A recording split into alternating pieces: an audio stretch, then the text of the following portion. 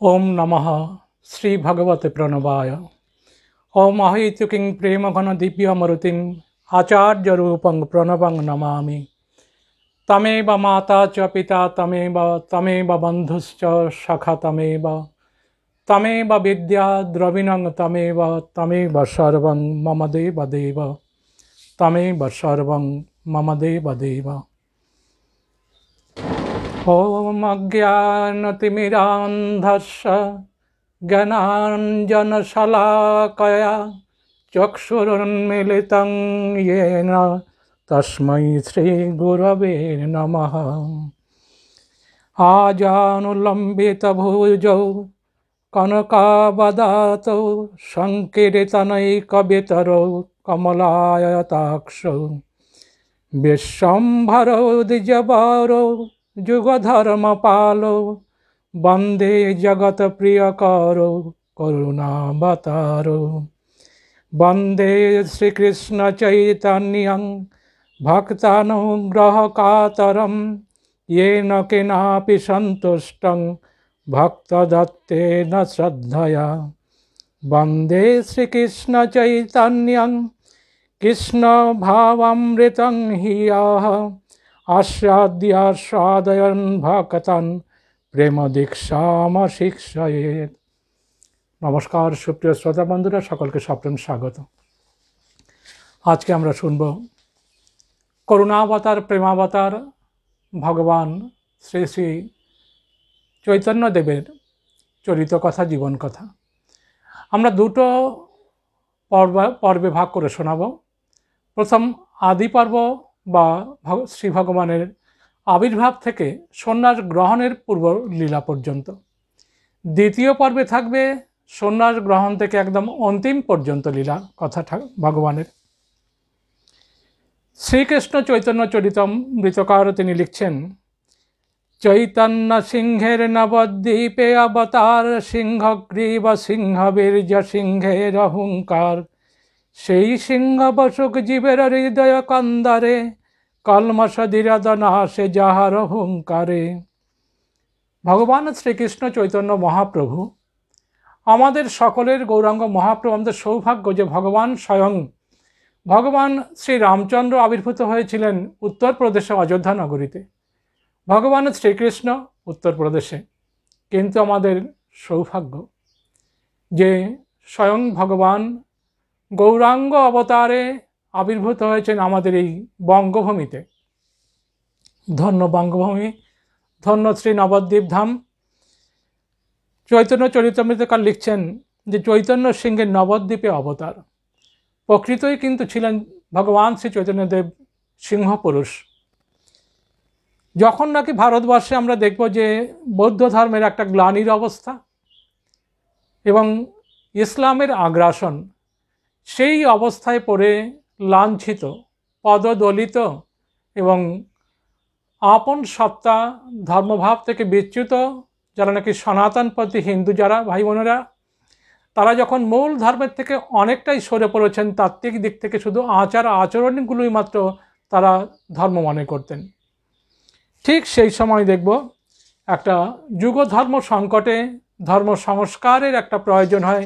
পরম কারণিক শ্রী ভগবান শ্রীকৃষ্ণ শ্রীমদ্ ভগবদ গীতার আপনার চতুর্থ অধ্যায়ে সপ্তম অষ্টম মন্ত্রে যে প্রতিশ্রুতি দিয়ে গিয়েছিলেন তা কিন্তু তিনি রক্ষা করেছেন। আমরা দেখব শ্রী চৈতন্য অবতারে। ভগবদ গীতার চতুর্থ অধ্যায়ের সপ্তম অষ্টম মন্ত্রে পরম কারণিক শ্রী ভগবান বলছেন, यदा यदा हि धर्मस्य ग्लानिर्भवति भारत अभ्युत्थानमधर्मस्य तदात्मानं सृजाम्यहम् परित्राणाय साधूनां विनाशाय च दुष्कृतं धर्म संस्थापनार्थाय सम्भवामि युगे युगे।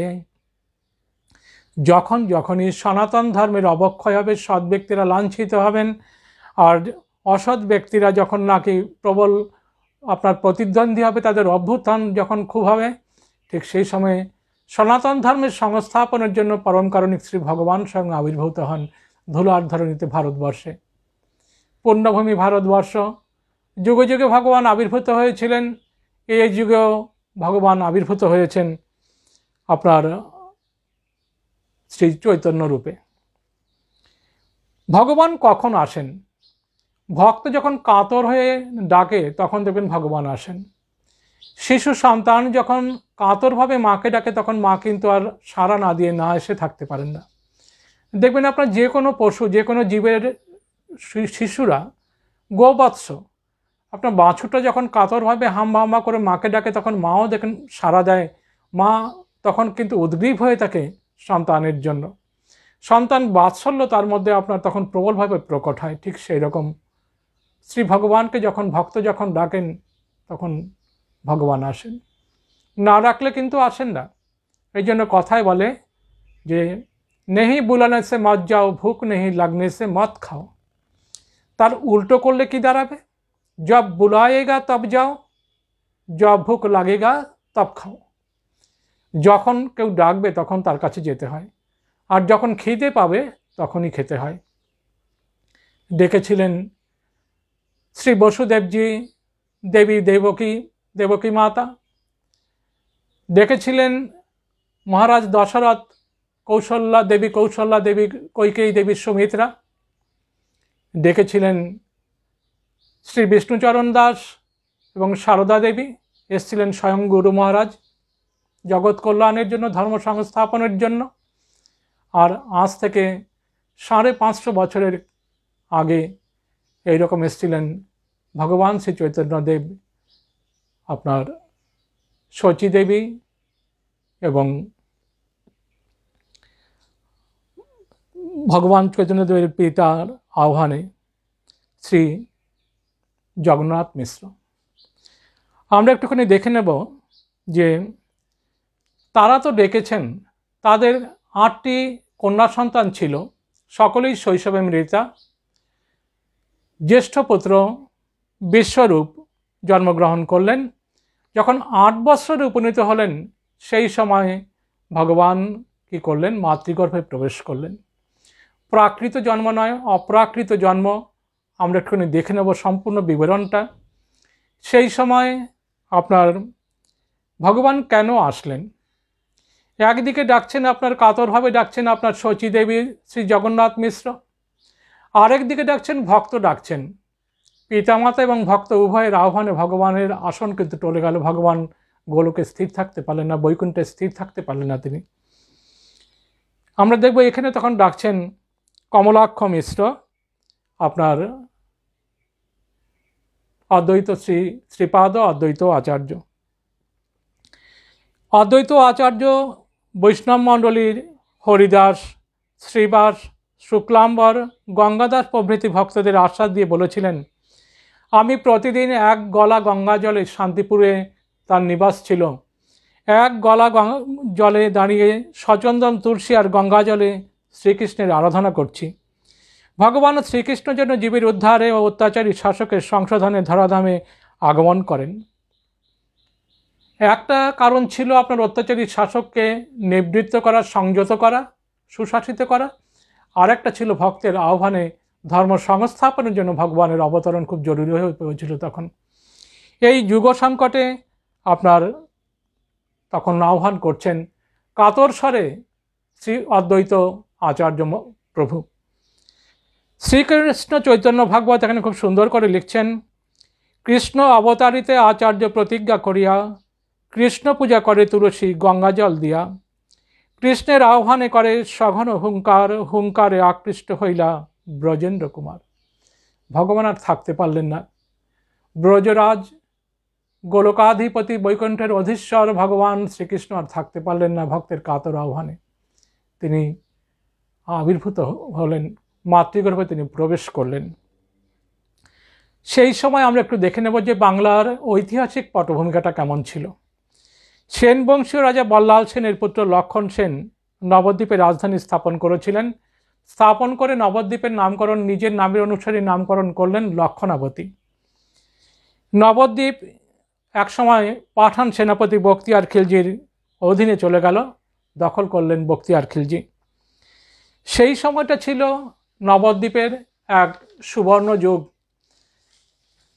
সমস্ত অখণ্ড ভারতের বঙ্গদেশের বিভিন্ন স্থান থেকে অনেকেই অনেক ব্রাহ্মণ, বৈদ্য, কায়স্থ সকলেই নবদ্বীপে বাস করতে আসতেন বিদ্যাশিক্ষার জন্য। নবদ্বীপ ছিল বিদ্যাশিক্ষার পীঠস্থান ছিল। অসংখ্য টোল ছিল, অসংখ্য পণ্ডিত ছিলেন, এখানে বিদ্যাশিক্ষার জন্য সব আসতেন। আপনার ভগবান শ্রী চৈতন্যের পিতা শ্রী জগন্নাথ মিশ্রের তারা কিন্তু আপনার সুদূর অতীতে তারা বাস করতেন। তাই একসময় ওড়িশাতে তারা বাস করতেন। ওড়িশাতে জাঁজপুরে তাদের আদিনিবাস ছিল। তারপর সেখানে রাজশক্তির সাথে কোনো সংঘাতের কারণে বা অমর্যাদার কারণে তারা চলে যান সুদূর, এখন বাংলাদেশ, অখণ্ড ভারত ভূমির আপনার পূর্ববঙ্গের শ্রীহট্ট, মানে এখন যেটাকে আমরা সিলেট বলি, শ্রীহট্ট জেলার ঢাকা দক্ষিণ গ্রামে বরগঙ্গা গ্রামটার নাম ছিল। সেখানে গিয়ে তারা বসতি স্থাপন করেন। তো এই মিশ্র পরিবারের আপনার শ্রী জগন্নাথ মিশ্র নবদ্বীপে আসেন বিদ্যাশিক্ষা লাভ করতে। বিদ্যাশিক্ষা লাভের পর যথেষ্ট প্রভাব প্রতিপত্তি থাকে, কিন্তু আর্থিক খুব একটা সচ্ছলতা ছিল না। তিনি তখন কি করেন, এখানেই তিনি থেকে যাবার যখন চিন্তা করছেন নবদ্বীপে, নবদ্বীপ 9টা দ্বীপের সম্মিলিত রূপ, তাই নাম হলেন নবদ্বীপ। তা সেই সময় আপনার গৌড়ের সুলতান তখন হুসেন শাহ। জগন্নাথ মিশ্র নবদ্বীপে বাস করতে শুরু করলেন। নীলাম্বর চক্রবর্তী প্রখ্যাত জ্যোতিষী এবং অগাধ পাণ্ডিত্য ছিল তার কন্যা শ্রীমতী শচীদেবীকে বিবাহ করলেন। নীলাম্বর চক্রবর্তীর বাসগৃহ ছিল বেলপুখুরিয়া পাড়াতে। শ্রী জগন্নাথ মিশ্রের আরেকটা নাম ছিল পুরন্দর। শচীদেবীর গর্ভে আমি আগেও বললাম যে 8টি কন্যা সন্তান পরপর জন্মগ্রহণ করে শৈশবে মৃতা হন। জ্যেষ্ঠ পুত্র বিশ্বরূপ জন্মগ্রহণ করেন। বিশ্বরূপের জন্মের 8 বৎসর বাদে কনিষ্ঠ পুত্র জন্মগ্রহণ করেন আমাদের সকলের শ্রী চৈতন্য মহাপ্রভু। শৈশবে নাম রাখা হয় বিশ্বম্ভর। যখন নাকি মহাপ্রভুর চৈতন্যদেবের আবির্ভাবের ঠিক আগে শ্রী জগন্নাথ মিশ্র এবং মাতা শচীদেবী উভয়ে যান তাদের বাস্তুভিটা, যে পূর্ববঙ্গের শ্রীহট্ট জেলায় ঢাকা দক্ষিণ গ্রামের বরগঙ্গা গ্রামে যান। সেখানে 6 মাস সেখানে থাকেন। 6 মাস বাস করার পর তখন তিনি শচীদেবী যখন নাকি গর্ভবতী হন, একদিন জগন্নাথ মিশ্রের মাতা শোভা দেবী স্বপ্নে দেখেন একজন মহাপুরুষ যেন তার পুত্রবধূর গর্ভে আসছেন, আর শচীদেবীর সর্বাঙ্গে একটা জ্যোতির বলয় দেখতে পান। তখন কি করেন, তখন পুত্র জগন্নাথকে এবং পুত্রবধূ শচীদেবীকে বলেন, যাও তোমরা নবদ্বীপে ফিরে যাও। কারণটা নবদ্বীপে ফিরে আসতে কেন বলেছিলেন, জগন্নাথ মিশ্র এবং শচীদেবী চেয়েছিলেন কিন্তু ইয়েতে থাকতে, শ্রীহট্টে থাকতে। একটা ভাবের একটা অভিব্যক্তির দিকে আমরা যাব। ভগবান কৃষ্ণ অবতারে যমুনার তীরে তিনি লীলা করেছেন, কিন্তু এইবার গৌরলীলা তিনি লীলা করবেন গঙ্গার তীরে। তাই কি করলেন, ঐশী নির্দেশেই পাঠিয়ে দিলেন শোভা দেবী পুত্র বধূকে নবদ্বীপে। গঙ্গার তীরে ভগবান এবার লীলা করবেন, তার লীলার মুখ্য স্থান হবে গঙ্গার তীর। শ্রী নবদ্বীপ ধামে পাঠিয়ে দিলেন। তো এখানটায় তারা ছিলেন। শ্রীমান মহাপ্রভু 14 মাস মাতৃগর্ভে ছিলেন। সাধারণ মানব শিশু 10 মাস 10 দিন সর্বোচ্চ সময় থাকে, কিন্তু শ্রীমান মহাপ্রভু মাতৃগর্ভে ছিলেন প্রায় 14 মাস। তো এই সময়টায় আপনার দেখব যে ঠিক এই শুভ সময় আসন্ন দোল পূর্ণিমা উৎসব। এই দোল পূর্ণিমার শুভ সন্ধ্যায় যখন চন্দ্রগ্রহণ সেদিনকে ছিল, গোধূলি লগ্নে ভগবান আবির্ভূত হলেন শ্রীধাম নবদ্বীপে। শ্রী চৈতন্য চরিতামৃতকার খুব সুন্দর করে লিখছেন, 1407 শকে মাস যে ফাল্গুন, পৌর্ণমাসী সন্ধ্যাকালে হইল শুভক্ষণ। সিংহ রাশি সিংহ লগ্ন উচ্চ গ্রহগণ, স্বরবর্গ অষ্টবর্গ সর্বসুলক্ষণ। অকলঙ্ক গৌরচন্দ্র দিলা দর্শন, সকলঙ্ক চন্দ্রে আর কোন প্রয়োজন। চাঁদের মধ্যেও কলঙ্ক আছে, কিন্তু আমার শ্রী গৌরহরির জীবনে একটা সর্ষের দানার মতো কোথাও কলঙ্ক নেই। চাঁদের কলঙ্ক, চাঁদের মধ্যে যেই গহ্বর আছে, পাহাড় পর্বতের খাদে যে গহ্বরগুলোকে আমরা এই ভূলোক থেকে আমরা ওই গহ্বরগুলোকে অন্ধকারাচ্ছন্ন থাকে বলে বলে চাঁদের কলঙ্ক। প্রকৃত জন্ম রশ্মির মধ্যে কিন্তু কোনো কলঙ্ক নেই, ওই গহ্বরগুলোকে আমরা অন্ধকারাচ্ছন্ন দেখি বলে আমরা বলি কলঙ্ক। এইরকম শ্রী গৌরহরি ছিলেন, একদম নিষ্কলঙ্ক ছিলেন। সেই সময় গোধূলি লগ্ন, শ্রী শ্রী গুরু মহারাজ ঠিক গোধূলি লগ্নেই আবির্ভূত হয়েছিলেন বিষ্ণু ভূয়ার সারদা দেবীর গৃহে। শ্রীমান মহাপ্রভু আবির্ভূত হলেন ঠিক গোধূলি লগ্নে। গুরু মহারাজ মাঘী পূর্ণিমা তিথিতে, শ্রীমান মহাপ্রভু ঠিক তার 1 মাস পরের তিথি ফাল্গুনী পূর্ণিমা তিথিতে। চন্দ্রগ্রহণের পর গঙ্গা স্নানে ব্যস্ত সমস্ত নরনারী, চারিদিকে হরিহরির ধ্বনি, হরিবল ধ্বনি, শঙ্খ বাজ্যে, কাসর ঘণ্টা বাজ্যে। ঠিক সেই সময় ধুলার ধরণীতে অবতীর্ণ হলেন স্বয়ং ভগবান। 1485 খ্রিস্টাব্দে, বাংলায় 891 সন 1407 শকাব্দের 12ই ফাল্গুন দোল পূর্ণিমা তিথির রাত্রে চন্দ্রগ্রহণের সময় তার শুভ আবির্ভাব। শনিবার ছিল, সিংহ রাশি, সিংহ লগ্নে তার পূর্ণ আবির্ভাব। সমস্ত গ্রহগণ খুব উচ্চ অবস্থায় ছিলেন। অষ্টস্বরবর্গ, অষ্টবর্গ, হরিহরির ধ্বনিতে নবদ্বীপ মাতোয়ারা, পূর্ব ফাল্গুনী নক্ষত্র, ঠিক গোধূলি লগ্নে ভগবান আবির্ভূত হলেন। শচীদেবীর পিতা শ্রী নীলাম্বর চক্রবর্তী নবদ্বীপেরই বাসিন্দা ছিলেন। বেলপুকুরিয়া গ্রামে তার নিবাস ছিল। তিনি মহাপণ্ডিত জ্যোতিষী ছিলেন। তিনি শিশুর জন্মপত্রিকা প্রস্তুত করলেন। তিনি দেখলেন শিশুর মধ্যে মহাপুরুষের 32টি লক্ষণ পূর্ণরূপে বিদ্যমান। তিনি তখন জন্মপত্রিকা প্রস্তুত করে তিনি লিখে দিয়েছিলেন, এই শিশু ঐশী শক্তিসম্পন্ন মহাপুরুষ হবে, মহাবিদ্বান হবে, ধর্মজগতের মহান নেতা হবে, কোটি কোটি মানুষ দেবতাগণে তাকে পুজো করবে। দাদু নীলাম্বর চক্রবর্তীর ভবিষ্যৎবাণী সর্বাংশে সফল হয়েছিল। শৈশবের নামকরণ করেন, প্রথম মা নামকরণ করেন, কেননা মিশ্র গৃহে উঠোনে একটা নিম গাছ ছিল। যেই সুতিকাগারটা কিন্তু ছিল আপনার সেই নিম গাছের নিচে। যেহেতু আগে জন্মের পরই 8টি কন্যার সন্তান অকাল মৃতা হন, সেই জন্য কি করেছিলেন, এবং নিম গাছের নিচে যেহেতু আতুর ঘর, মা তাই নিমাই নাম রেখেছিলেন।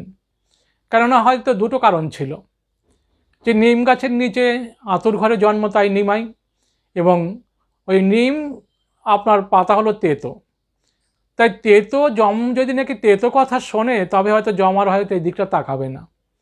যম যার অধীন, যম যার অনুজ্ঞা মেনে চলেন, তিনি কেন তার দিকে, যমের দৃষ্টি কেন তার দিকে পড়বে।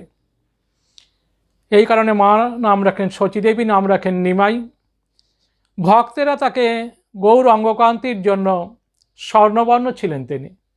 গৌর অঙ্গকান্তির জন্য কেউ বলতেন, ভক্তরা অনেকে বলতেন গোরা, কেউ বলতেন বা গৌরাঙ্গদেব, আমরা বলি গৌরহরি। বিশ্বম্ভর নাম রাখেন, পিতা নাম রাখেন বিশ্বম্ভর। কেন নাম রাখেন? চৈতন্য চরিতামৃতকার লিখছেন, সর্বলোকের করিব ইহ ধারণ পোষণ, নাম ইহার এই তো কারণ। এই বিশ্বম্ভর নামের কারণ হলো তিনি সমস্ত জীবের ধারণ করবেন, পোষণ করবেন, আধ্যাত্ম মুক্তিমার্গের পথ দেখাবেন, হরিভক্তির পথ দেখাবেন, তাই তার নাম হলো বিশ্বম্ভর। সন্ন্যাস যখন হলো, সন্ন্যাসের পর তার নাম হয় শ্রীমৎ স্বামী শ্রীকৃষ্ণ চৈতন্য ভারতী। ভক্তরা কেউ তাকে ডাকেন নদের নিমাই বলে, যেহেতু নদিয়াতে তিনি আবির্ভূত।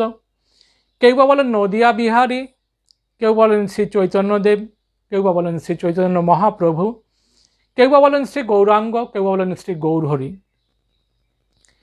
মুরারি গুপ্ত তার কর্চায় লিখছেন, মিশ্র পরিবারের গোত্র ছিল বাৎস গোত্র। অবশ্য অনেকে বলেন, পুরানো পঞ্জিকা ক্ষেত্রে অনেকে বলেন না, তাদের ভরদ্বাজ গোত্র ছিল।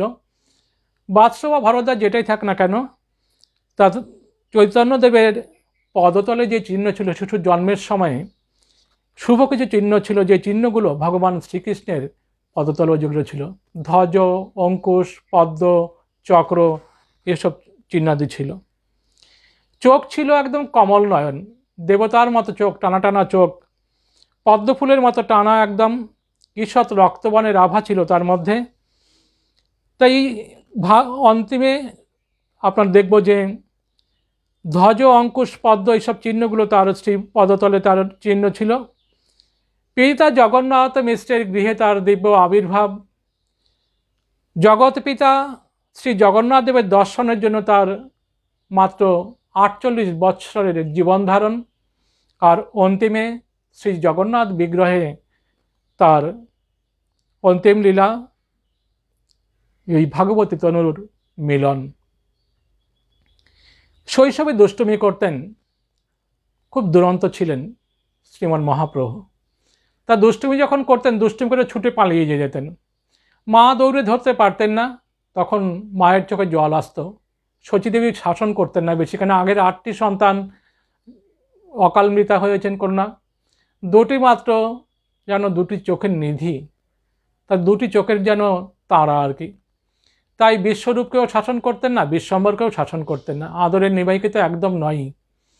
তার কি করতেন তিনি, মা তখন কি করতেন, চৈতন্য যখন খুব দুষ্টুমি করতেন শিশু নিমাই, মা তখন অঝরে কাঁদতেন। আর যেই নাকি দূর থেকে দাঁড়িয়ে মায়ের চোখের জল দেখতেন, দৌড়ে এসে মায়ের কোলে উঠতেন, মাকে জড়িয়ে ধরতেন। মা স্নেহ বাৎসল্যে অভিভূত হয়ে পড়তেন।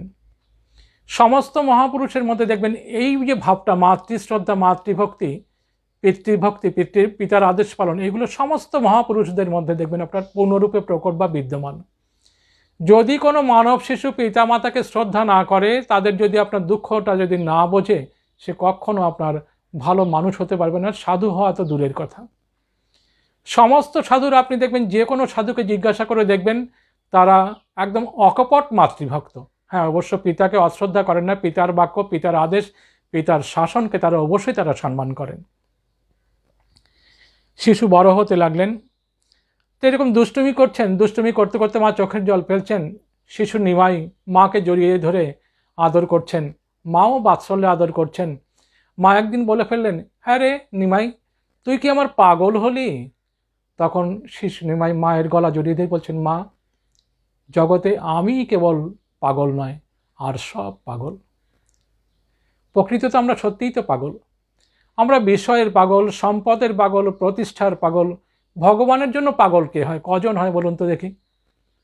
শিশু নিমাই মাকে জড়িয়ে ধরে বলছেন, মা, আমি একমাত্র পাগল নয়, আর জগতের সবই পাগল। তিনি এসেছিলেন আমাদের ভগবানের জন্য পাগল করে দেওয়ার জন্য।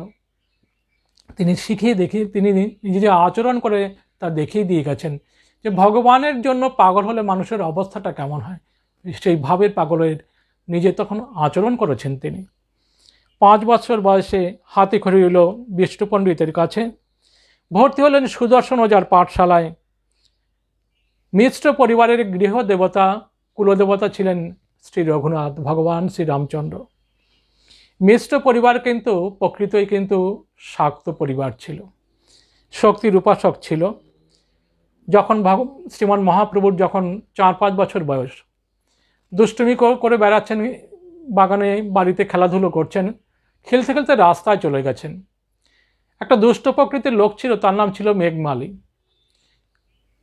প্রভুর অঙ্গে বিভিন্ন সোনার অলঙ্কার ছিল, হাতে 2 বালা ছিল, নূপুর ছিল পায়ে।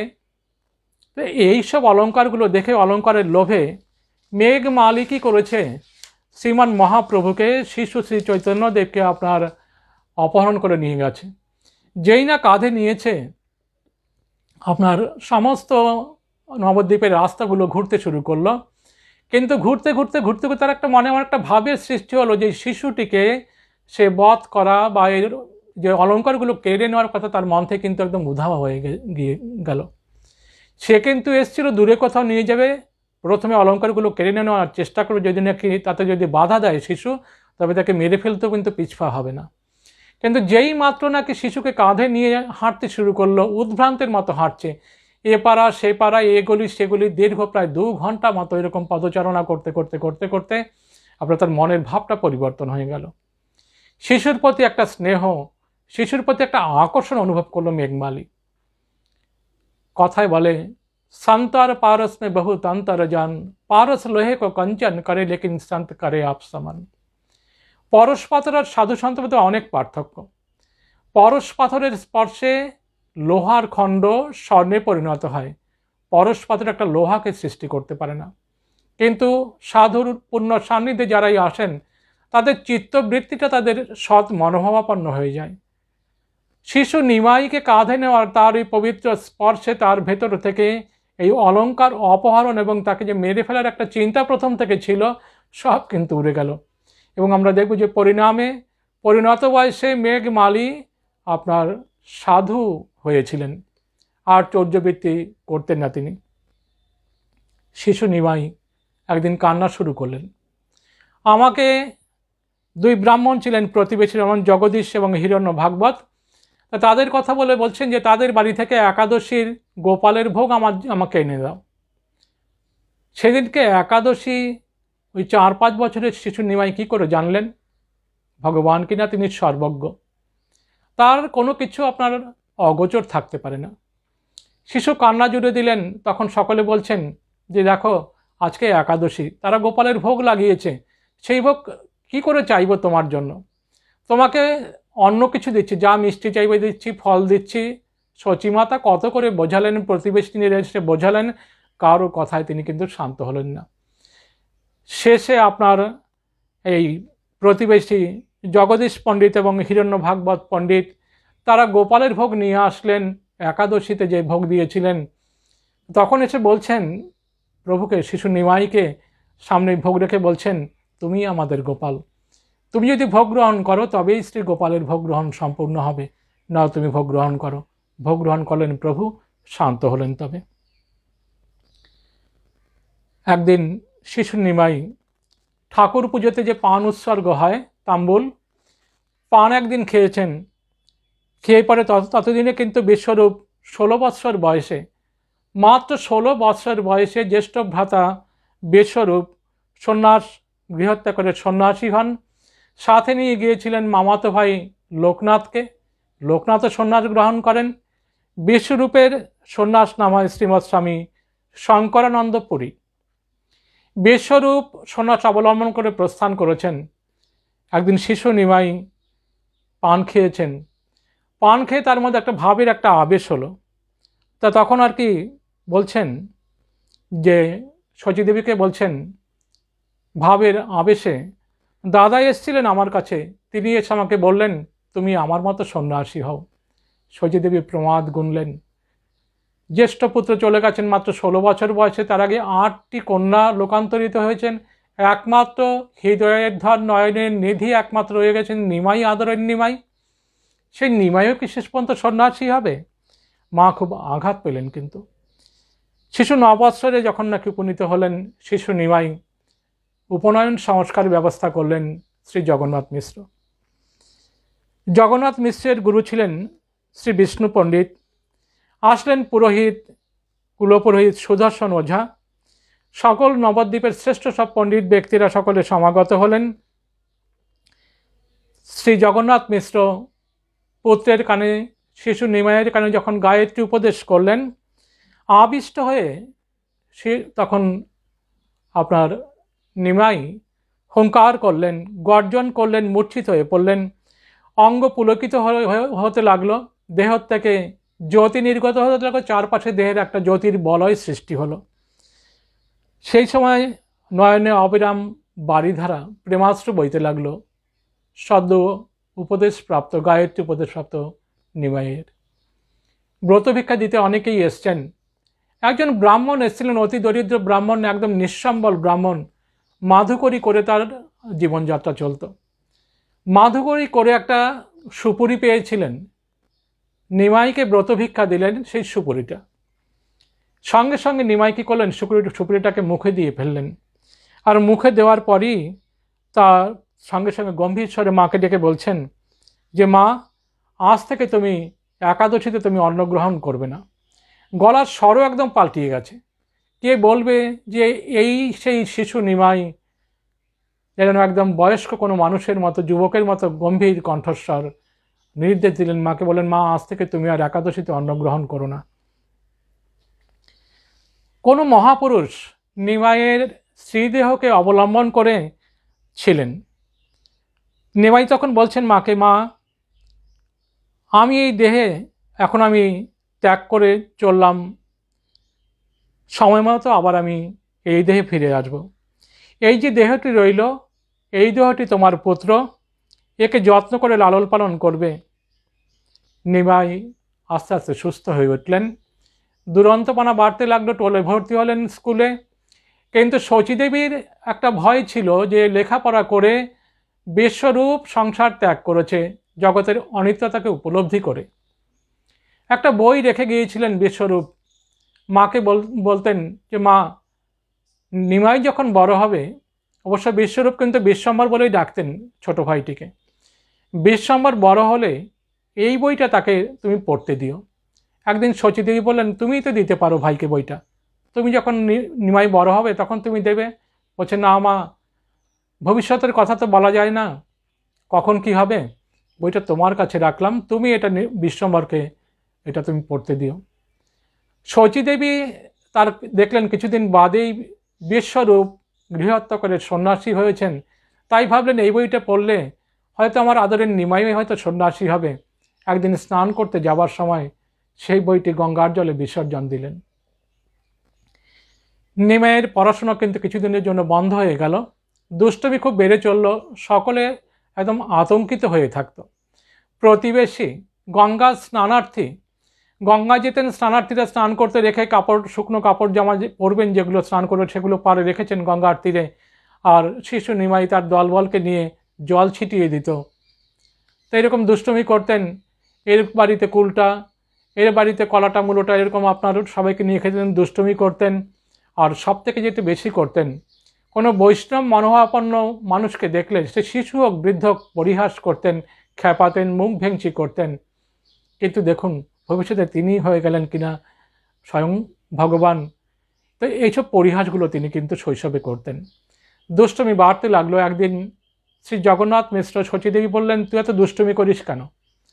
তখন শিশু নিমাই বললেন, কি করব বলো, তোমরা আমার পাঠশালায় যাওয়াটাকে বন্ধ করে দিলে, পড়াশোনা বন্ধ করে দিলে, আমার সময়টা কি করে কাটবে? আবারও কিন্তু তারা চিন্তা ভাবনা করে আবার পাঠশালায় পাঠালেন। তাই এই সময়ে দেখব আমরা যে শ্রীমান মহাপ্রভু আপনার 11 বৎসরে যখন উন্নীত হয়েছেন, এবং শচীদেবীর বয়স এখন 55 বৎসর। শচীদেবী যখন 55 বৎসরের প্রৌঢ়া, তখন শ্রীমান গৌরাঙ্গ মহাপ্রভু 11 বছর বয়স তার। তখন তিনি আপনার পাঠশালায় পাঠ করছেন। এই সময় একদিন অন্তিম সময় উপস্থিত হলো শ্রী জগন্নাথ মিশ্রের। অসুস্থ হয়ে পড়েছিলেন, খুব পীড়িত হয়ে পড়লেন, অন্তিম শয্যায় শায়িত। তখনকার দিনের প্রথা অনুযায়ী এই গঙ্গার ঘাটে নিয়ে যাওয়া হতো।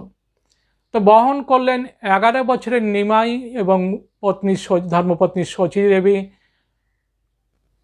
শ্রী জগন্নাথ মিশ্রেরকে বহন করে নিয়ে গেলেন গঙ্গার তীরে খাটিয়ায় করে। সাথে প্রতিবেশীরা অবশ্য অনেকে গিয়েছিলেন। এই গঙ্গার ঘাটে হরিধ্বনি করতে করতে নিয়ে গেছেন। এখন মৃত্যুর পর হরিধ্বনি করে, কিন্তু আপনার সেই ব্যক্তি যেহেতু মৃত ব্যক্তি শুনতে পায় না, প্রাচীনকালের প্রথা ছিল গঙ্গায় নিয়ে যাওয়ার সময় হরিধ্বনি করা হতো। সেই প্রথাটাই এখন যেহেতু আপনার বাড়িতেই মৃত্যু হয় বা হসপিটালে, নার্সিংহোমে, তাই মৃত্যুর পর হরিধ্বনি করা হয়। হরিবল হরিবল হরিধ্বনি করতে করতে নিয়ে গিয়েছিলেন গঙ্গার ঘাটে, বহন করে নিয়ে গেলেন। কিছুক্ষণ থাকার পর তখন আদরের নিমাই বাবাকে প্রণাম করে বলছেন, বাবা, তুমি আমাকে কার হাতে সঁপে দিয়ে গেলে, আমি এখন কাকে আর বাবা বলে ডাকবো? তখন পিতা তখন বললেন, আমি তোকে, শ্রী রঘুনাথজির অস্পষ্ট স্বরে বলছেন, বাক্যস্ফুরিত হচ্ছেন, মৃত্যু আসন্ন, বলছেন, আমি তোকে শ্রী রঘুনাথজির হাতে সঁপে দিয়ে গেলাম। হ্যাঁ নিমাই, তুই কিন্তু আমাকে ভুলিস না কোনোদিন। আধানাবি গঙ্গা জলে শ্রী রঘুনাথের নাম জপ করতে করতে শ্রী জগন্নাথ মিশ্র মর্তলীলা সম্বরণ করেন। পিতার মৃত্যুর পর অন্ত্যেষ্টিক্রিয়াদি শ্রাদ্ধাদি হবার পর 12 বৎসর বয়সে গঙ্গাদাস ভট্টাচার্যের টোলে তিনি ভর্তি হন ব্যাকরণ শাস্ত্র অধ্যয়নের জন্য। সহপাঠী ছিলেন প্রতিবেশী মুরারিগুপ্ত, তিনিও সিলেটের লোক ছিলেন, শ্রীহট্টের লোক ছিলেন, বিখ্যাত পরবর্তী সময়ের তন্ত্রশাস্ত্রবেত্তা, অগাধ পাণ্ডিত্য ছিল। কৃষ্ণানন্দ আগমবাগীশ, তখন শুধু কৃষ্ণানন্দ নাম ছিল, কৃষ্ণানন্দ ভট্টাচার্য। তো এরা সকল ছিলেন তার সহপাঠী। খুব হৃদ্যতা ছিল কৃষ্ণানন্দের সাথে। ব্যাকরণ যে পাঠ যখন শেষ হলো, তখন ন্যায়শাস্ত্র অধ্যয়নের জন্য ভর্তি হলেন মহেশ্বর বিশারদের টোলে। এই সময় আমরা দেখব সহপাঠী আছেন রঘুনাথ। তো এই রঘুনাথের জীবনে একটা খুব সুন্দর ঘটনা, ন্যায়শাস্ত্রের টিকা লিখেছিলেন রঘুনাথ। তা টিকাটা একদিন নিমাই পণ্ডিতকে একদিন দেখাচ্ছেন, বলছেন দেখো আমি একটা ন্যায়শাস্ত্রের উপর একটা টিকা লিখেছি। তার আগেই কিন্তু মহাপ্রভু একটা ন্যায়শাস্ত্রে একটা টিকা লিখেছিলেন। তিনি ছিলেন ধুরন্ধর পণ্ডিত, অগাধ পাণ্ডিত্য ছিল তার। সেই সময়ে সমগ্র ভূভারতে প্রভুর মতো এরকম পাণ্ডিত্য কারও ছিল না। ভারতে বিখ্যাত কেশব কাশ্মীরি পণ্ডিত ছিলেন, দেখেই তার নাম ছিল কেশব কাশ্মীরি, কাশ্মীর দেশীয় পণ্ডিত ছিলেন। এই কেশব কাশ্মীরিকে পর্যন্ত তর্কযুদ্ধে তিনি পরাজিত করেছিলেন। রঘুনাথ সেই টিকাটা যখন দেখাচ্ছেন মহাপ্রভুকে, নৌকোতে করে যাচ্ছিলেন, আর মহাপ্রভুর টিকাটাও কিন্তু কাছেই ছিল ঝুলির মধ্যে। টিকাটা পড়ার পর, কিছুটা পড়ার পর শ্রীমান মহাপ্রভু কী করলেন, রঘুনাথকে তার লেখা টিকাটা দেখালেন। টিকাটা দেখে তখন দেখছেন, কিছুক্ষণ দেখার পর রঘুনাথের চোখে টপটপ করে জল পড়ছে। নিমাই পণ্ডিত তখন বলছেন, প্রিয় সহাধ্যায়ী রঘুনাথকে বলছেন, তোমার চোখে জল যে? বলছে দেখুন আমি অতি কষ্ট করে টিকাটা লিখেছিলাম ব্যাকরণের, কিন্তু তোমার টিকা পড়ার পর আর আমার টিকা কেউ পড়বে না, কোনো ছাত্র পড়বে না, আমার পরিশ্রমটা ব্যর্থ হয়ে গেল। এই কথা যখন শুনলেন, কত উদার ছিলেন মহাপ্রভু দেখুন। তিনি কি করলেন, সঙ্গে সঙ্গে নিজের যে লেখা যে টিকাটা ছিল সেই টিকাটাকে গঙ্গার জলে বিসর্জন দিলেন। বলছেন আজ থেকে শুধু তোমার টিকাই লোকে পড়বে, নিমাই পণ্ডিতের টিকার কেউ পড়বে না। জীবনে এই একটা মাত্র গ্রন্থ তিনি লিখেছিলেন, আর 8টা শ্লোকে তিনি আপনার লিখেছিলেন এই শিক্ষাষ্টক। এই তার রচনা। তিনি আচরণ করে দেখিয়ে গেছেন, লেখেননি বেশি কিছু, আচরণ করেছেন তিনি শুধু। 16 বৎসর বয়স হলো, মুকুন্দ সঞ্জয় চণ্ডী মণ্ডপে ন্যায়শাস্ত্র অধ্যয়ন যখন শেষ হলো, ব্যাকরণের টোল খুলে বসলেন। বাড়িতে জায়গা কম ছিল, টোল খুলে বসলেন সেখানে। ঠিক এই সময়ে 18 বৎসর বয়সে বল্লভাচার্যের কন্যা লক্ষ্মী দেবীকে বিবাহ করলেন। শ্রীমান মহাপ্রভুর শরীর ছিল নিরোগ। জীবনে একবার মাত্র জ্বর হয়েছিল 24 বৎসর বয়সের শেষে। যখন নীলাচল যাচ্ছেন তখন একবার মাত্র জ্বর হয়েছিল, তার জ্বরটা তার নিজেরই সৃষ্টি। ব্রাহ্মণের মহিমা দেখানোর জন্য নিজেই কি জ্বরের অভিনয় করেছিলেন। প্রভু যাচ্ছেন, দক্ষিণ 24 পরগনা হয়ে তিনি যাচ্ছেন, যেতে যেতে কী করলেন, একটা গ্রামে যখন গেছেন, ব্রাহ্মণ প্রধান গ্রাম, সেখানে জ্বরে আক্রান্ত হলেন। তো সকলে তখন বলছেন বৈদ্য ডেকে আনেন। তিনি বলছেন না, বৈদ্য ডাকার কোনো প্রয়োজন নেই, এই যে গ্রামটা ব্রাহ্মণ প্রধান গ্রাম, ব্রাহ্মণের পাদদক নিয়ে এসো। ব্রাহ্মণের পাদদক আনা হলো। সেই পাদদক তিনি গ্রহণ যেইমাত্র করলেন, জ্বরও ছেড়ে গেল। তিনি দেখালেন যে ব্রাহ্মণ পাদদকের শক্তি কতটা, আচরণশীল আচার্য কিনা, তাই তিনি যেটা দেখালেন। শ্রীমান মহাপ্রভু আরেকটা গ্রন্থ রচনা করেননি, অনুলিখন করেছিলেন, শ্রী শ্রী চণ্ডী।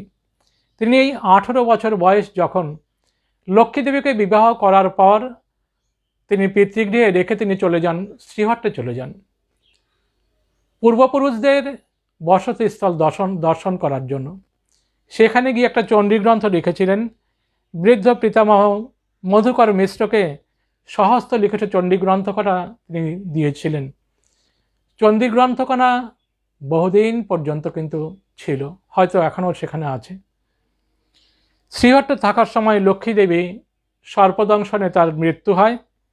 ফিরে এসে যখন শুনতে পান লক্ষ্মী দেবীর মৃত্যুর কথা, তিনি তখন স্তম্ভিত হয়ে যান, একদম বাক্যহীন হয়ে পড়েন। তার কিছুদিন বাদেই সনাতন মিশ্রের কন্যা বিষ্ণুপ্রিয়া দেবীকে তিনি বিবাহ করেন। সরস্বতী পুজোর দিন, বসন্ত শুক্লা পঞ্চমীতে সরস্বতী পুজোর দিনে আবির্ভূত হন লক্ষ্মী স্বরূপিণী দেবী বিষ্ণুপ্রিয়া। এই সময় আমরা দেখব শ্রীমান মহাপ্রভুর মধ্যে একটা ভাব ভক্তি, কৃষ্ণ ভক্তির একটা আবেশ। তিনি এদিকে অধ্যাপনা করছেন, নিজের পাঠশালায় ব্যাকরণের পাঠ দিচ্ছেন ছাত্রদের, অনেক ছাত্র, অনেকটা নামযশ হয়ে গেছে তখন, সমস্ত নবদ্বীপ জুড়ে তার সুনাম সুযশ। আমরা এই সময় দেখব, এই সময় তার প্রিয় ভক্তদের নিয়ে তিনি একটু সংকীর্তন করছেন। এর মধ্যে আছেন শ্রীধর,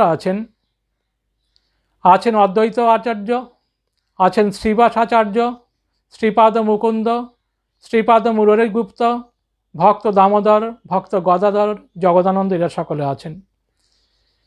শ্রীপাদ অদ্বৈত আচার্য তিনি কিন্তু ছিলেন শ্রীহট্টের বাসিন্দা, শান্তিপুরে বাস করতেন। তার পত্নীর নাম ছিল সীতা দেবী।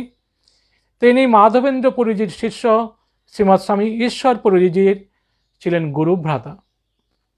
মাধবেন্দ্র পুরীজির কাছে তিনি সাক্ষাৎ মন্ত্র দীক্ষা নিয়েছিলেন। ভগবান শ্রী চৈতন্যদেবের যিনি গুরু ছিলেন, দীক্ষা গুরু ছিলেন ঈশ্বর পুরীজি, অদ্বৈত মহাপ্রভুর তিনি ছিলেন গুরুভ্রাতা ছিলেন। এক সময় এসে 1 মাস নবদ্বীপে এক ব্রাহ্মণ ভক্তের বাড়িতে তিনি অতিবাহিত করেন ঈশ্বর পুরীজি। সেই সময় নিমাই পণ্ডিত একদিন আমন্ত্রণ করে মিশ্র গৃহে তার সেবার ব্যবস্থা করেন। অদ্বৈত আচার্যকে আমরা দেখব সেই সময় কাতরভাবে ভগবানকে ডাকছেন। ভগবানকে ডাকছেন কেন? বৈষ্ণব সমাজের যাতে রক্ষা হয়, সনাতন ধর্মের যাতে রক্ষা হয়, ভগবানের শ্রীনাম যাতে প্রচার হয়, তার জন্য ডাকছেন। তা অদ্বৈত আচার্যের কথা এখানে লিখছেন, চৈতন্য চরিতামৃতকার খুব সুন্দর করে লিখছেন, করাইমু কৃষ্ণ সর্বনয়ন গোচর, তবে সে অদ্বৈত নাম কৃষ্ণের কিঙ্কর। শ্রীমান মহাপ্রভু আমরা দেখব সেই সময় সংকীর্তন প্রচার করছেন, প্রথমে শ্রীবাসের গৃহে, তারপর সমস্ত ভক্তি গৃহে আপনার নাম প্রচার হচ্ছে। এই নাম প্রচারের সময়ই দেখব এক সময় তিনি কি করলেন, পিতৃ এবং পিতামহের পিণ্ডাদি দেবার জন্য তিনি গয়াতে গমন করবেন। পিতৃপুরুষের পিণ্ডদানের জন্য গয়াতে যাবেন। সঙ্গী হলেন মেসমশাই চন্দ্রশেখর ভট্টাচার্য, সাথে গেলেন কিছু আত্মীয় পরিজন, কয়েকজন সাথে গেলেন, কয়েকজন ছাত্র সাথে গেলেন। গয়াতে পৌঁছে গিয়ে তিনি শ্রীমান মহাপ্রভুর সাথে সাক্ষাৎ হলো। প্রথমে এখন নবদ্বীপে সাক্ষাৎ হয়েছিল, নিজ গৃহে তিনি আমন্ত্রণ করে তাকে আতিথ্য সৎকার করেছেন, সেবা করিয়েছেন। এবার গয়াধামে গিয়ে দর্শন হলো ঈশ্বর পুরীজির। তার কাছে 10 অক্ষর গোপীচন্দ্র বল্লভ, এই 10 অক্ষর বিশিষ্ট আপনার মহামন্ত্র তিনি গ্রহণ করলেন। আশ্বিন মাসে গিয়েছিলেন আর ফিরে আসলেন পৌষ মাসের শেষে। যখন তিনি গয়া থেকে ফিরে আসলেন, গয়া থেকে ফিরে আসতে চাইছিলেন আর শ্রীধাম নবদ্বীপে, তিনি চাইছিলেন শ্রী বৃন্দাবন ধামে চলে যেতে, কিন্তু মেসমশাই চন্দ্রশেখর আচার্য এবং আত্মীয় পরিজন বন্ধুবান্ধব যারা ছিলেন তাদের কাতর আহ্বানে, তাদের একান্ত আবেদনের সাড়া দিয়ে তিনি এবার নবদ্বীপে ফিরে আসলেন। তা ছাত্রদের কখনো তিনি বলতেন, ভক্ত মুকুন্দ এবং ছাত্রদের বলতেন যে দেখো, আমি এমন বৈষ্ণব হব যে স্বয়ং শিব আমার দ্বারস্থ হবেন। কিন্তু দেখুন, শৈশবে কিন্তু বৈষ্ণব দেখলেই কিন্তু পরিহাস করতেন, তর্ক করতেন, হাসি ঠাট্টা করতেন, কিন্তু তিনিই কিন্তু পরবর্তী সময় বলেছিলেন, আমি এমন বৈষ্ণব হব যে দেখো স্বয়ং শিব, যিনি নাকি শ্রেষ্ঠ বৈষ্ণব যাকে বলা হয়, বৈষ্ণবানাং যথাসম্ভ, বৈষ্ণবদের শ্রেষ্ঠ হলেন ভগবান শিব, বলছেন তিনি পর্যন্ত আমার শরণাগত হবেন। এই সময় শ্রীমান নিত্যানন্দ মহাপ্রভু আসলেন নবদ্বীপ ধামে। আবির্ভূত হয়েছিলেন বীরভূম জেলাতে একচক্রা গ্রামে। পিতা মুকুন্দ ওঝা, মাতা পদ্মাবতী দেবী। শৈশবে তার ডাকনাম ছিল কুবের। একজন সন্ন্যাসী একবার এসেছিলেন তার পিতৃগৃহে। সন্ন্যাসী ভিক্ষাস্বরূপ তার পিতামাতার কাছ থেকে নিয়ে যান, তিনি নামকরণ করেন নিত্যানন্দ অবধূত। তান্ত্রিক সন্ন্যাসীকে অবধূত বলা হয়। শ্রীমান নিত্যানন্দ মহাপ্রভু 8 বছর বয়সে 12 বছর বয়সে সংসার ত্যাগ করেন। নিত্যানন্দ মহাপ্রভু চিন্তা করুন, মাত্র 12 বছর বয়স তখন তার, সেই সময় সন্ন্যাসীর সাথে চলে যান। বিভিন্ন তীর্থ পরিক্রমা করতে করতে করতে করতে ভগবান শ্রী চৈতন্যদেবের জ্যেষ্ঠ ভ্রাতা বিশ্বরূপ, পরবর্তী সময়ে যিনি নাকি শ্রীমৎ স্বামী শঙ্করারণ্য পুরী, তার সাথে সাক্ষাৎ হয়। পরিচয় প্রসঙ্গে জানতে পারেন তিনি বিশ্বম্ভরের অর্থাৎ নিমাই পণ্ডিতের জ্যেষ্ঠ ভ্রাতা। তাদের পরবর্তী সময়ে কি করেছিলেন, নিত্যানন্দ মহাপ্রভু নবদ্বীপে আসেন। এই নবদ্বীপে সে সংকীর্তন প্রচার শুরু করেন, নগর সংকীর্তন। এই সময় আমরা দেখব যে জগাই মাধাইকে উদ্ধার করেন। এই জগাইয়ের নাম ছিল জগন্নাথ রায়, রঘুনাথ রায়ের পুত্র ছিলেন। মাধাইয়ের নাম ছিল মাধব রায়, জনার্দন রায়ের পুত্র। এরা উভয়ই কিন্তু ব্রাহ্মণ সন্তান এবং দুজনেই ছিলেন নগররক্ষক। নগররক্ষক কোটাল বা কোতোয়াল বলে। উচ্চ পদ ছিল, স্বভাব চরিত্র ভালো ছিল না, খুব দুর্বৃত্ত দুষ্ট স্বভাব সম্পন্ন ছিল, কাউকে রেয়াত করতেন না, সকলে ভয়ে তটস্থ থাকতো তাদের ভয়ে। একদিন শ্রীমান নিত্যানন্দ মহাপ্রভু নগর সংকীর্তন করছেন, সেই সময় জগাই মাথায় তেড়ে আসলো, একদম আপনার সুরা পান করে একদম পরিপূর্ণ অবস্থা, পুরো একদম বেহেড মাতাল যাকে বলে, তেড়ে আসলো। কি হচ্ছে? হরিনাম হচ্ছে, কীর্তন করা, চেঁচিয়ে কীর্তন করা হচ্ছে, দেখাচ্ছি মজা। তো সেই সময় কি করলেন আপনার ভগবান, এই উদ্ধার করবেন নিত্যানন্দ মহাপ্রভু জগাই মাধাইকে। তা মহাপ্রভু যখন নাকি আপনার নিত্যানন্দ মহাপ্রভু হরিনাম বিতরণ করছেন, জগাই মাধাই ধেয়ে এসছে, তাই মহাপ্রভুকে তখন কি করলেন, এই মাধাই তখন আপনার কলসি মদের যে হাঁড়ি, ওই কলসির হাঁড়ি দিয়ে তখন এই আঘাত করলেন মাথায়, দরদর করে রক্ত পড়তে লাগলো। আর সেই সময়ে আপনার জগাই কি করলেন, তাকে মাধাইকে বলছেন, দেখ আর মারিস না, বিদেশি পরদেশি ভিনদেশি সন্ন্যাসী, তাকে মেরে আমাদের লাভ কি? আমাদের কাজ নগরের শৃঙ্খলা রক্ষা করে, কীর্তন হরিনাম করছে, এর বেশি কিছু করছে না। শ্রীমান মহাপ্রভু যখন নাকি শুনতে পেলেন যে নিত্যানন্দ মহাপ্রভুকে আঘাত করেছে, তখন কি করলেন, তিনি দৌড়ে আসলেন, ক্রোধান্বিত হয়ে তখন সুদর্শন চক্রকে তিনি আহ্বান করলেন। সেই সময় কি করলেন, আপনার এই নিত্যানন্দ মহাপ্রভু চৈতন্যদেবের শ্রীপাদ পদ্মে পরে বলছেন, প্রভু রক্ষা করো, এদের তুমি সুদর্শনকে তুমি আহ্বান করো না। মার খেয়ে যে প্রেম যাচ্ছে, এমন দয়াল কোথায় আছে? নিত্যানন্দ মহাপ্রভু মার খেলেন, কিন্তু মার খেয়ে দেখুন জগাই মাধাইকে উদ্ধারের জন্য কি করলেন, চৈতন্য মহাপ্রভুকে শান্ত করার চেষ্টা করলেন। আমরা দেখব যখন নাকি আপনার ইয়েতে এই জগাই মাধাই ছিল ইয়েতে গোলকের দাঁড়ি ছিল জয় বিজয়।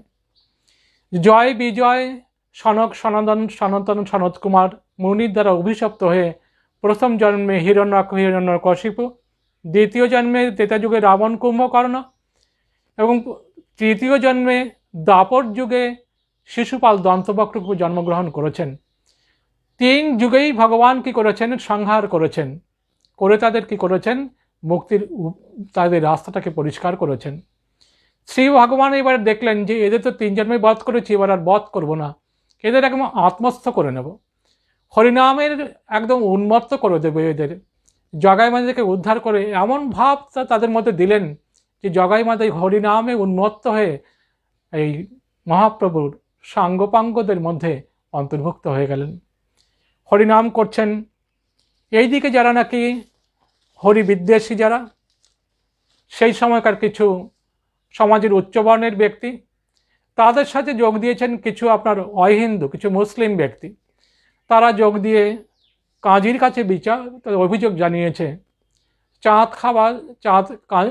কাজী ছিলেন শাসনকর্তা, তখন নবাব হুসেন শাহের প্রতিনিধি ছিলেন, তারও বাড়ি ছিল আপনার এই নবদ্বীপে বাড়ি ছিল। তো এইখানটায় তখন আর কি করলেন, চাঁদ কাজীকে যখন এরকম ফরমান জারি করেছেন, নিজেই একদিন নবদ্বীপ শহরে আসলেন। নবদ্বীপ শহরে এসে বেলপুকুরিয়া গ্রামে ছিল মহাপ্রভুর যে মামার বাড়ি, দাদুর বাড়ি ছিল বেলপুকুরিয়া গ্রামে, সেই গ্রামেই কিন্তু চাঁদ কাজীর বাড়ি ছিল। তো একদিন আপনার সকলে মিলে যখন সংকীর্তনে মত্ত। কাজী নিজেই আসলেন, দেখছেন যে সব কাফেররা সব খোল করতাল মাদল বাজিয়ে সব হরিনাম সংকীর্তন করছে, নাচছে গাইছে। মনে ভয় সঞ্চার হলো। আর দুর্বুদ্ধি দিল তাদের মধ্যে কিছু আপনার বর্ণ হিন্দু, কিছু আপনার মুসলিম। বললো এরা কিন্তু আমরা শুনতে পেয়েছি যে নবাবের শাসন আর মানবে না, কোনো ব্রাহ্মণকে নবদ্বীপের শাসনকর্তা নিযুক্ত করবে, রাজত্ব কেড়ে নেবে এরা। ভুল বুঝে কী করলেন, চাঁদ কাজী এই হরিভক্তদের বিনাশ করার জন্য ফরমান জারি করলেন, আজ থেকে নবদ্বীপে কেউ আর হরিনাম সংকীর্তন করতে পারবে না।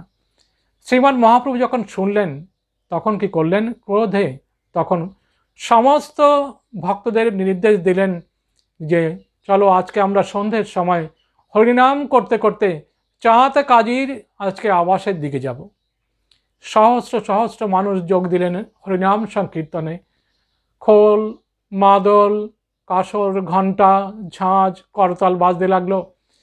সকলে উচ্চৈস্বরে হরিনাম করতে করতে নৃত্যগীত করতে করতে পথে চলেছেন। আর জনতা যত চলছেন পথ অতিক্রম করছেন তত আরও লোক জড়ো হচ্ছে, তাতে হাজার হাজার লোকের জনতা চলল বেলপুকুরিয়া গ্রামে কাজীর আবাসের দিকে। সকলের হাতে সন্ধে গেছে জ্বলন্ত মশাল।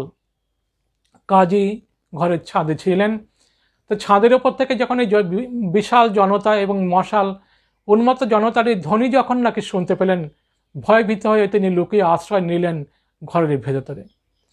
জনতা চলে গেলে তখন কাজীর বাড়িকে চারদিকে একদম ঘিরে ফেলা হলো, পালাবার কোনো আর পথ নেই। কাজী ভয়ে কাঁপছেন। শ্রীমান মহাপ্রভু কী করলেন, সেই সময় একজন বয়স্ক ব্রাহ্মণকে পাঠালেন কাজীর সাথে একান্তে কথা বলার জন্য।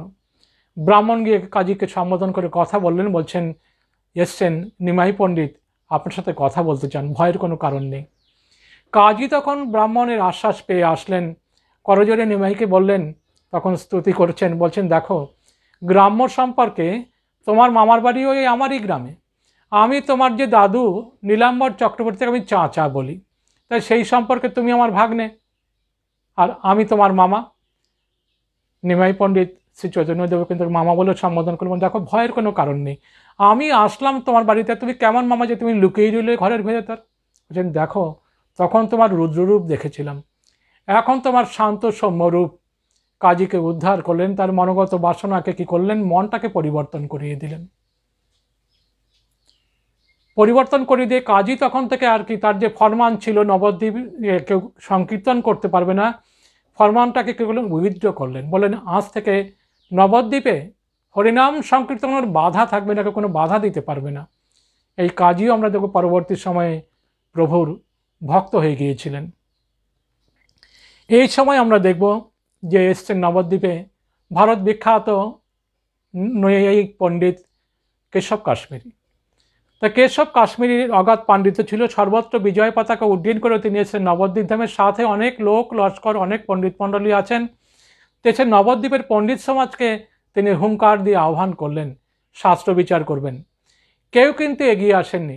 একদিন এরকম তিনি পদচারণা করছেন গঙ্গার ধারে শ্রী চৈতন্যদেব কয়েকজন পরিকর্ষ, তখন কিন্তু নিমাই পণ্ডিত তিনি তখন গঙ্গার ধারে বসে আপনার শাস্ত্র বিষয়ে আলোচনা করছিলেন।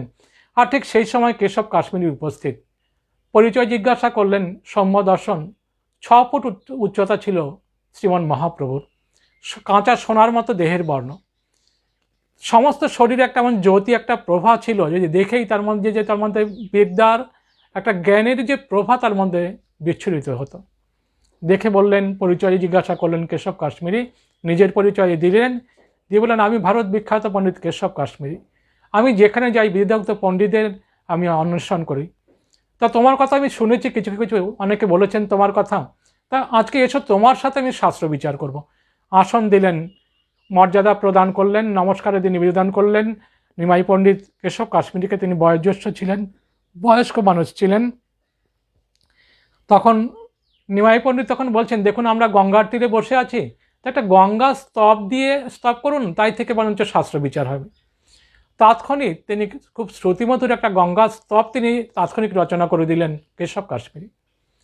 রচনা করে দিয়ে পরে বলছেন, আচ্ছা তুমি আমার এই স্তবের তুমি মধ্যে ভুলটা তুমি তাহলে ভুল দেখাও, যদি দেখাতে পারো তবে বুঝবো তুমিও পণ্ডিত, আর নয় আমার বিজয় হবে, বিজয় পত্রিকা লিখে দিতে হবে। তখন নিমাই পণ্ডিত কী করলেন, তার বলছেন দেখুন আমি তো পড়েছি, আপনি বেদান্ত পড়েছেন, অলঙ্কার পড়েছেন, আমি পড়েছি ব্যাকরণ আর ন্যায়। তবু আমি বলি যে আপনার এই গঙ্গাস্থলের মধ্যে এই জায়গাগুলো ভুল আছে। এগুলো কেশব কাশ্মীরি বললেন তুমি তো অলঙ্কার শাস্ত্র তো পারোনি, তুমি ব্যাকরণ আর ন্যায় পড়েছো, তুমি কী করে তাহলে এই অলঙ্কার শাস্ত্রের এই ত্রুটিগুলো স্তবের মধ্যে তুমি দেখাতে পারলে? বলছি দেখুন ওই আমার আচার্যরা যখন পড়ান তখন আমি শুনেছি মাত্র, ওই শুনেই আমার সব মনে সব স্মৃতিতে রয়ে গেছে। কেশব কাশ্মীরি বললেন আমি তো মাত্র একবার স্বরচিত গঙ্গাস্তব তোমাকে শোনালাম, তুমি হুবহু সেই স্তবটা কী করে আমাকে শুনিয়ে দিতে পারলে?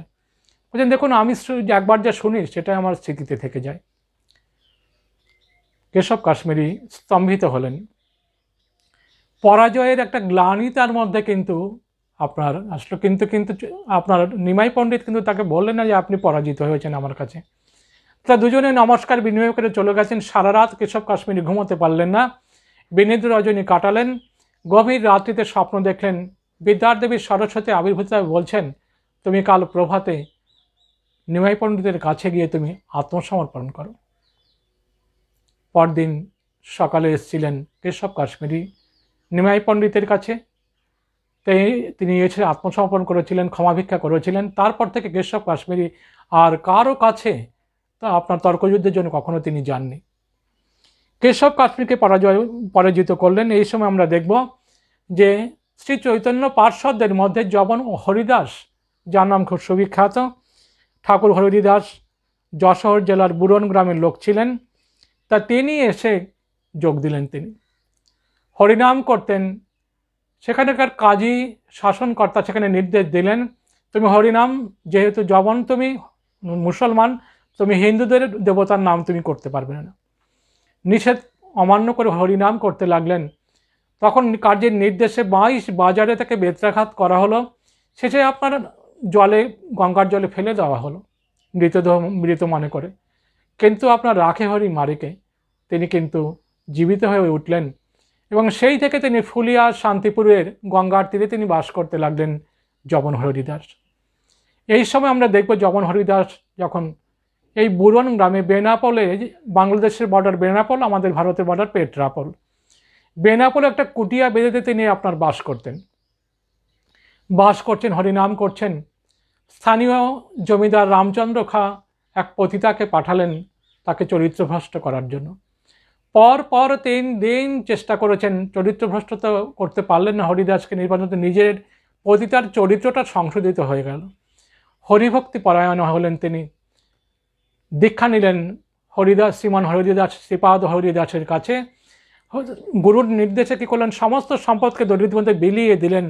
আর শ্রীমান হরিদাসের গুরুর কুটিরের মধ্যে থেকে তিনি সাধন ভজন করে ভিক্ষানে জীবন ধারণ করতেন। পরম পবিত্র আপনার বৈষ্ণব পন্থায় তিনি আপনার সাধন করতে শুরু করলেন। এই সময় দেখব যে আপনার 1510 খ্রিস্টাব্দ প্রায়, সেই সময়ে তিনি শ্রীমান মহাপ্রভু 24 বৎসরে পরিণত হয়েছেন। শাস্ত্র ব্যাখ্যা করতে পারছেন না, ছাত্রদের পড়াতে পারছেন না। গয়া থেকে ফিরে আসার পর একটা ভাবের একটা আবেশ চলতে লাগলো। কখনো শ্রীবাসের আপনার গৃহে, কখনো অন্য কোনো ভক্ত গৃহে নাম সংকীর্তন, কখনো নগর সংকীর্তন, এই রকম আপনার চলতে লাগলো। চলতে চলতে তার এই মনে হলো তখন সন্ন্যাসের ইচ্ছে হলো তখন যে সন্ন্যাস নেবেন, কেন জগৎবাসীকে শিক্ষা দিতে হবে, ত্যাগের মহিমা, ভক্তের মহিমা শিক্ষা দেবেন তিনি। তাই কী করলেন, নিজের সুখ স্বাচ্ছন্দ্য বিসর্জন দিয়ে আত্মীয় পরিজন পরিত্যাগ করে কী করলেন, ভগবানের প্রেমে কেমনভাবে কাঁদতে হয় শেখানোর জন্য তিনি সন্ন্যাস অবলম্বন করবেন 1510 খ্রিস্টাব্দে। এই সময় বিষ্ণুপ্রিয়া দেবীকে তিনি দীক্ষা দিলেন। বিষ্ণুপ্রিয়া দেবীর বয়স কিন্তু এই সময়টায় 14 বছর ঠিক। বিষ্ণুপ্রিয়া দেবী যখন 14 বছর বয়স, শ্রীমান মহাপ্রভুর 24 বছর বয়স, তখন পিতৃ গিয়েছিলেন বিষ্ণুপ্রিয়া দেবী, শুনতে পেলেন তিনি সন্ন্যাস নেবেন। মা কেঁদে কেটে, সচিমাতা কেঁদে কেটে অনেক বোঝালেন, কিন্তু মাকে সান্ত্বনা দিয়ে বললেন যে একমাত্র সন্ন্যাসই মুক্তি, ভগবত নাম প্রচারের জন্য আমার এই দেহ ধারণ। তা মা এই বিবশ দশা দেখে অনিচ্ছা সত্ত্বেও নির্দেশ অনুমতি দিয়েছিলেন সন্ন্যাসের। বিষ্ণুপ্রিয়া দেবী ফিরে যাচ্ছেন স্বামীর গৃহে। সকালে স্নান করতে গেছেন গঙ্গায়। স্নান করতে গিয়ে নাকচাবিটা, নাকফুলটা যেটাকে বলে আর কি, সেটা প্রথম জলে পড়ে যায়। স্নান করছেন, দেখছেন ডান দিক দিয়ে তরতর করে একটা সাপ চলে গেল। মহিলাদের সোনার অলঙ্কার হারানো, বিশেষ করে নাকচাবি, কানের দুল, এগুলো এয়তির চিহ্ন, এগুলো হারানো খুব অমঙ্গল। এবং মহিলাদের ডান দিকটা অমঙ্গল, বাম দিকটা মঙ্গল। পুরুষের বাম দিক অমঙ্গল, ডান দিকটা মঙ্গল। সাপ চলে গেল, নাকচাবি হারিয়ে গেছে। দুশ্চিন্তাগ্রস্ত হয়ে স্নান করে ফিরে আসলেন শ্রীমতী বিষ্ণুপ্রিয়া দেবী। শাশুড়ি মাতা সচিমাতাকে বললেন সে কথা।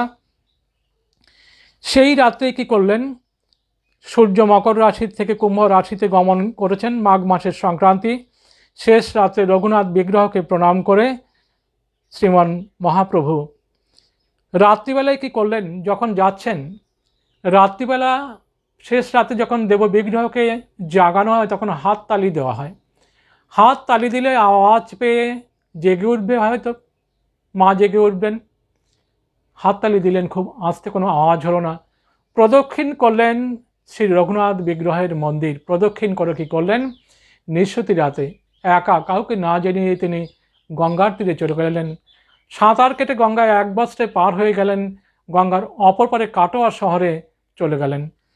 কাটোয়া শহরে শ্রীমৎ স্বামী কেশব ভারতীজির আশ্রম ছিল। ভোরবেলা সেখানে পৌঁছে গেছেন। শ্রীমান কেশব ভারতীজি মহারাজ একবার মিশ্র গৃহে, মহাপ্রভুর পিতৃগৃহে একবার আমন্ত্রিত হয়ে সেখানে ভোজনের আমন্ত্রণ পেয়ে আমন্ত্রিত এসেছিলেন একবার। পরিচয়টা তো ছিলই সেখানে। জীবের দুঃখের হৃদয় বিগলিত হয়, নিজের আত্মীয় স্বজনের সুখ ভোগ আকাঙ্ক্ষা চিরকালের জন্য বিসর্জন দিয়ে কি করলেন, তিনি সন্ন্যাস গ্রহণের সংকল্প করলেন। সন্ন্যাস গ্রহণ করবেন তিনি। আমরা পরের পর্বে আমরা দেখাবো মহাপ্রভুর সন্ন্যাস লীলার কথা। চলে আসলেন সকালবেলায়। পরের এপিসোডও থাকবে পরের দিন সকালবেলা থেকে কি কি ক্রিয়াদি হলো, কারা কারা আসলেন তার সাথে, এবং একদম অন্তিম সময়ে শ্রী জগন্নাথ বিগ্রহে অন্তর্লীন হওয়া পর্যন্ত শ্রীমান মহাপ্রভুর কৃপাশীর্বাদ, শ্রী শ্রী গুরুমহাজের কৃপাশীর্বাদ আপনাদের সকলের চিরে বর্ষিত হোক। ভগবান এসেছিলেন প্রেম বিতরণ করতে। আপনারা সকলে হরি প্রেমে সকলে উন্মত্ত হন, বিষয় প্রেম থেকে নিষ্কৃতি লাভ করুন। ভগবান শ্রী চৈতন্য মহাপ্রভু শ্রীপাদপদ্মে, গুরু মহারাজের শ্রীপাদপদ্মে এই প্রার্থনা জানাই। আপনাদের সকলকে আমার সপ্রেম নমস্কার, ধন্যবাদ। ওম শান্তি শান্তি শান্তি।